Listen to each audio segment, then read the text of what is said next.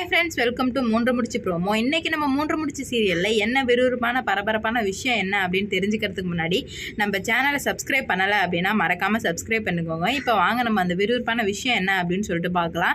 இப்போ வந்துட்டு நம்ம அருணாச்சலத்தோட ஃப்ரெண்டு வந்து சொல்லிட்டாங்க, இந்த மாதிரி வந்துட்டு உன் மருமக அந்த வீட்டிலையே இருக்கணும் அப்படின்னா, அது மட்டும் இல்லாமல் யாருமே உன் மருமகளை வீட்டை விட்டு வெளியே போ அப்படின்னு சொல்ல முடியாது. நம்ம சூர்யா சாருக்கும் வேற ஒரு கல்யாணம் பண்ண முடியாது அப்படின்னா அதுக்கு ஒரே ஒரு வழி மட்டும்தான் இருக்குது. அது நீ வந்துட்டு சட்டப்படியாக இந்த கல்யாணத்தை வந்து ரெஜிஸ்டர் பண்ணிட்டா போதும். யாருனால இந்த கல்யாணத்தை ஒன்றுமே பண்ண முடியாது. ஏன் புருஷன் முன்னாடி 2 பேரில் ஒருத்தர் வந்துட்டு வேலைக்கு போனால் கூட முடியவே முடியாது. 2 பேர் ஒத்துழைச்சா மட்டும்தான் அவங்களால பிரிஞ்சு போக முடியும். ஏன்னா வந்து சுந்தரவலியை பழி வாங்குறதுக்கு வேண்டியவே நம்ம சூர்யா வந்துட்டு நந்தினியை கூட தான் வச்சுருப்பான்.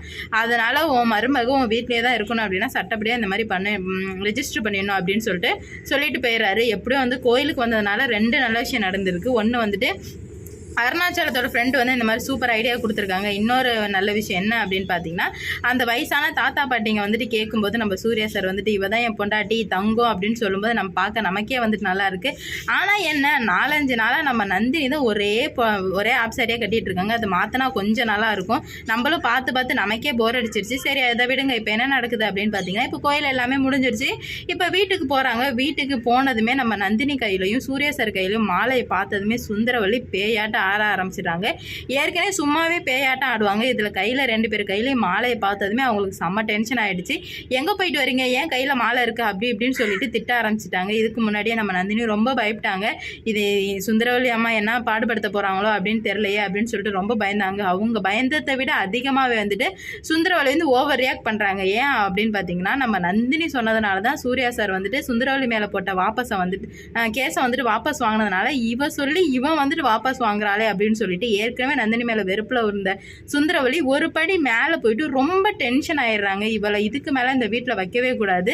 அவ பேச்ச கேட்கறா, நேத்து வந்தவ பேச்ச கேட்கறா, பெத்த அம்மா என்ன நம்ப மாட்டான்ல அவன் அப்படின்னு சொல்லிட்டு எல்லா வெறுப்பையும் சூர்யா மேல உள்ள வெறுப்பு எங்கெங்க இருக்கு எல்லா வெறுப்பையும் தூக்கி நம்ம நந்தினி மேல காட்டுறாங்க. அதனால என்ன சொல்றாங்க அப்படின்னு பாத்தீங்கன்னா, நிறைய வார்த்தையை விட்டுடுறாங்க அருணாச்சலத்துக்கிட்ட. இவளால என்னோட இந்த குடும்பத்தோட மானம் கௌரவம் எல்லாமே போகுது, அந்தஸ்து எல்லாமே போகுது, நம்பிக்கை துரோகம் பண்ணிட்டா, வேலைக்கு வச்சதுக்காக இப்படி வந்துட்டு சூர்யாவை கல்யாணம் பண்ணி சூர்யாவை மயக்கி நம்பிக்கை துரோகம் பண்ணிட்டா அப்படி இப்படின்னு சொல்லி நம்ம சுந்தரவல்லி பேசுறது கிட்ட நமக்கே டென்ஷன் ஆகுது. பாவம் நந்தினி அங்கே என்னதான் பண்ணுறாங்களோ. நந்தினிக்கு வந்துட்டு பேசுறதுக்கு ஆளே இல்லை. அருணாச்சலம் எதுக்கு தான் அந்த வீட்டில் இருக்காரேன்னு தெரில.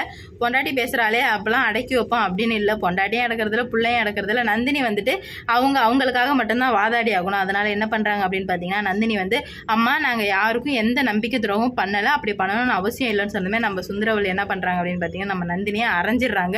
உனக்கு அவ்வளோதான், இதுக்கு மேலே என்கிட்ட பேசுகிற உனக்கு உரிமை எதுவுமே கிடையாது அப்படின்னு சொல்லிட்டு அடிச்சிடுறாங்க. அப்போயுமே நம்ம அருணாச்சலம் ஏதாவது ஆக்ஷன் எடுக்கிறாரா இல்லையா அப்படின்னு சொல்லிட்டு பொறுமையாக இருந்து பார்ப்போம். இந்த வீடியோ பிடிச்சிருந்தா லைக் பண்ணுங்க, ஷேர் பண்ணுங்க, கமெண்ட் பண்ணுங்க. இது போன்ற வீடியோ சீரியல் அப்டேட் தெரிஞ்சுக்க நம்ம சேனலை மறக்காம சப்ஸ்கிரைப் பண்ணிக்கோங்க.